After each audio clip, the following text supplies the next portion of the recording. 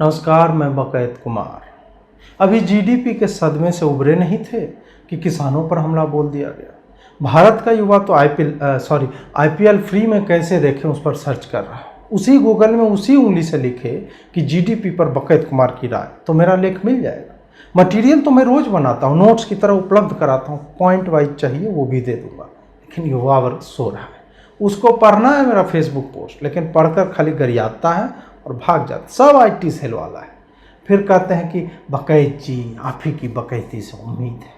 उम्मीद से तो हम भी बैठे थे मई 2019 में कि युवाओं के लिए इतने पोस्ट लिखे, स्टूडियो से कैंपेनिंग की, रिसर्च एंड डेवलपमेंट टीवी यानी आरएनडी टीवी को हिंदी में भी टॉप 10 से बाहर करा दिया। किस लिए? भक्तों की इतनी गालियाँ सुनी, किस लिए? इसीलिए ना कि वापस भाजपा को छोड़ के कोई भी आ जाए, हम लोग का भी चैनल जो है एक्सक्लूसिव जानकारी निकाल कर टीआरपी पा जाएगा। हमको ही तो मन है कोई कैबिनेट मिनिस्टर बरखा टाइप बदलवा दे, लेकिन जा रहे जवाना, मजनू साला जलता है इनसे। खैर, युवा जो है सोता रहा और मोदी ने एक और रिफॉर्म, मेरा मतलब हमला कर दिया। नोटबंदी से राहुल गांधी अभी भी त्रस्त है। आज भी राहुल गांधी जो भी वीडियो बनाता है एक बार नोटबंदी पे जरूर बोलता है। आप ऐसे क्रिएटिव आदमी को वोट नहीं देते जो 4 साल बाद भी डिमोनेटाइजेशन रट रहा है। मोदी को देना है। कहा एक शौचालय बना दिया, गैस दिलवा दिया, बत्ती लगवा दिया, जीवन सुधार दिया। ठीक है, जीवन सुधार दिया, लेकिन एक आदमी के जीवन में संघर्ष ही तो है। वही तो उसके अस्तित्व की परिभाषा का आधार बिंदु है, और आपने वह भी उससे छीन लिया। किस तरह की सरकार है? जीएसटी से क्या हो? वन नेशन वन टैक्स का मतलब तो यही होता है ना, जितना टैक्स आटा का उतना है चेवरोलेट का। शेवरोले होता है, का ले दे कार का नाम है, मतलब अब कहना रेनॉल्ट भी नहीं होता है, नहीं होता। रेनॉल्ड्स कंपनी वाला कार का रेनॉल्ट नाम नहीं है। बहुत कंफ्यूजन है भाई। जब वो भी नहीं कर सके तो काहे का जीएसटी? एक देश एक टैक्स। लेकिन युवा वर्ग जो है वो सो रहा है।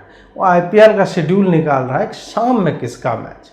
एक तो वैसे ये हमारा आरएनडी टीवी चैनल जो है कोई नहीं देखता था। अभी कोरोना टाइम के टाइम में क्रिकेट हो रहा है, नहीं ठीक है। जब ऊपर से कुआं में ही भांग मिला दिया गया तो और कर भी क्या सकते हैं। अब देखिए, किसान वाला बिल आया है, ऊपर सब ठीक ठाक लगता है, किसान को विकल्प हो गया, वो अपनी उपज किसको बेचे, कहाँ बेचे।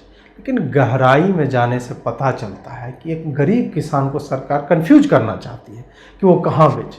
पहले सिस्टम ठीक था, एक जगह जाना है, गेहूँ मकई सब बेचते हैं, पैसा भी तय होता था, दलाली भी तय होती। अब ये नई खुराफात सूझी मोदी को, कृषि को भी उदारवादी बना। योगी तो इनसे उदारवादी बने नहीं, आज तक कृषि को उदारवादी बनाने जा रहे हैं। आप ये सोचिए, ये सरकार दलालों को क्यों खत्म करना चाहती? क्या समस्या है? कांग्रेसी सत्ता की दलाली तो लंबे समय तक मेरा चैनल, मेरे सहकर्मी आदि करते रहे, इसी से पेट चलता है। बिना पेमेंट के कर रहा हूँ। कांग्रेस के राहुल गांधी तक मैं भविष्य ढूंढ रहा हूँ। इससे बड़ी दलाली और क्या है? लेकिन मोदी सरकार जो है, इसी कारण उनको लगता है दलालों के पीछे पड़ गए, मेरा भी नंबर आएगा। अब सोचिए कि दलाली जैसा इनोवेटिव चीज़ है कोई? दिल्ली में देखे कि मोमो की दुकान ज़्यादा प्रॉपर्टी डीलर है। सोफा बैठे रहते हैं, मकान किसी और का चाहिए किसी और को, आधे महीने का रेंट कमीशन लेते हैं। कल को इस पर बिल ले आना और हन्नी लक्की सब जो है घर पर बैठेंगे। फिर क्या दलाल मेहनत नहीं करते? राडिया टेप में सुनिए हमारी मेहनत। धूप में खड़े रहते हैं, छाती जलती रहती है, आत्मा धिक्कारती है कि रे बकैतवा, राहुल गांधी कैसे कर लेता है डिफेंड। लेकिन मजाल है कि चेहरे पर मुस्कुराहट के अलावा एक शिकन तक आ जाए जब डिम्पलधारी राहुल सामने हो। किसान लोग सीधे होते हैं। अब कहा जा रहा है कि वो कॉन्ट्रैक्ट साइन करें और खेती। बताइए आप, किसान खेती करेगा, कॉन्ट्रैक्ट साइन करेगा? फिर मोदी कहेगा किसान को एमबीए कर लेना चाहिए ताकि वो समझ सके कॉन्ट्रैक्ट में क्या लिखा हो। किसान तो गरीब होते हैं, उनको क्या मतलब कि वो 4 पैसे ज़्यादा कमा ले। ज़्यादा पैसा कमाएगा, वो फ्रिज खरीद ले लेगा, एसी लगा लेगा, डबल बेड पर गद्दा बिछा लेगा और स्मार्ट वॉच से स्लीप ट्रैकिंग करेगा कि हे एप्पल वॉच जी महाराज, हमको गहरा नींद आया कि नहीं ये बता दो। फिर आप सोचिए कि चिड़ियों के जगने से पहले खाट छोड़ उठ चला किसान। एक कविता का क्या होगा? क्या आपको नहीं लगता कि मोदी के ये किसान वाले बिल साहित्य विरोधी है? सोचिए कि किसान शब्द सुनते ही कैसी छवि मन में उभरती है। एक नरकंकाल जिस पर थोड़ी चमड़ी हो, दिखने में कोयला जैसा काला हो, मैली धोती को घुटने से ऊपर तक चढ़ाए हुए हो और भवों के ऊपर एक हाथ रख के बादलों की राह देख रहा। मोदी ने क्या किया? मोदी ने इस ऐतिहासिक और सर्वकालिक लोकप्रिय छवि को बदलने की कोशिश की है। अब किसान जो है वो ऐसा गरीब टाइप नहीं दिखेगा, वो सामान कहीं और बेच लिया करेगा और मंडी के आढ़तियों से ब्याज पर पैसे लेकर उसी आढ़त में कम तौल पर वाले तराजू की वैज्ञानिकता पर अपनी उपज को नहीं बेच पाए। ये एक युग की समाप्ति जैसा है। आप ही सोचिए कि कल की अवतार हुआ भी नहीं और मोदी युग की समाप्ति करवा रहा है। स्वयं को हिंदू हृदय सम्राट कहलवाने वाला आदमी विष्णु भगवान को ही चुनौती दे रहा है, कह रहा है कलयुग में तुम्हें आने ही नहीं देंगे, युग ही बदल देंगे। क्या ये हिंदू विरोधी विधेयक नहीं है?